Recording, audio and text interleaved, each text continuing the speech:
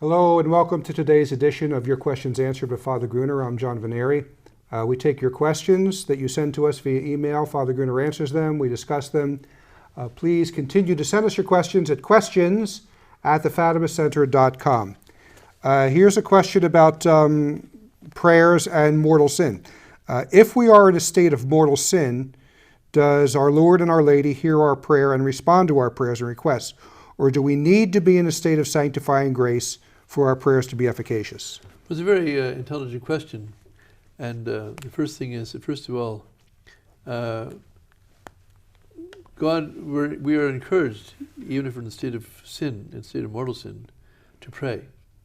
But strictly speaking, God doesn't have to hear our prayers, but God will recognize our prayers for our own conversion. But as for the rest of it, no, your prayers will be applied for your own conversion, first of all. Mm-hmm. But I mean, I've read on this some years ago, and I can't say it's all, my mind is razor sharp on this at the point. But really, I mean, God here, our Lord spoke of St. Paul, for example. Why are you persecuting me? Well, he was persecuting his church, and as such, he was persecuting him. And of course, our Lord is present in us when we're in the state of sanctifying grace, not only by Holy Communion, but also by the divine indwelling. And so he's our friend. We're close to him, and he's close to us.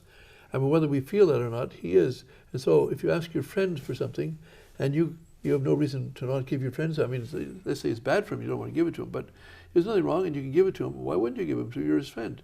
So, but when you're in a state of mortal sin, you're not the friend of God anymore, and not as long as you're in a state of mortal sin. And so why does he have to listen to you? You're his enemy. And as such, he doesn't have to listen to you. But in his great mercy, he will use your prayers, at least for your own conversion. And well, of course. So I would encourage anybody, yeah, whether in the state of sin or not, to pray. But certainly that in the state of sanctifying grace is where your prayers are going to be heard. And of course, if someone is in a state of mortal sin, the best thing to do is pray to get to confession. Yes. And pray for a true contrition for sins. Yes. Absolutely. But I mean, if they pray for something else, I mean, God can still take that prayer and say, well, they're at least acknowledging my power and acknowledging my goodness, and I'll use that to give them the graces. Now, it doesn't mean he can't give them something else that's good for them anyway, but strictly speaking, their prayer is only good for their own conversion. As far as they can't be like, why does God not hear my prayers? Well, are you in a state of grace? Would be a good question to ask them. I mean, it's too personal to ask most people that, but just simply saying, it's something that's worthwhile to reflect upon. Well, if I'm not a friend of God, why should he listen to me? But because he wants your salvation, because he died on the cross for you, he wants your salvation, he will apply your prayers towards your conversion. Mm-hmm. And that's the best thing he can give you, really, is your conversion. And there is also, I'm reminded of the truth when we study in the Catechism of the Sacrament of Confession, that God forbid if we commit a mortal sin, that we lose all our merit that we've accrued. Yes. But with a worthy confession, we get it back. We get it all back. Yes.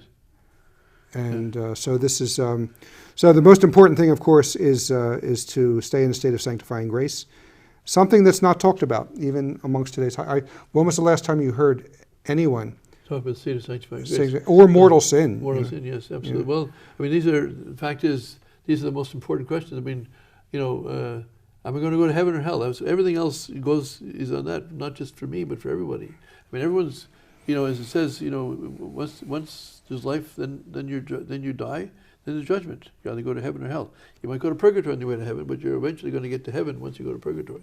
But the final destination is either heaven or hell.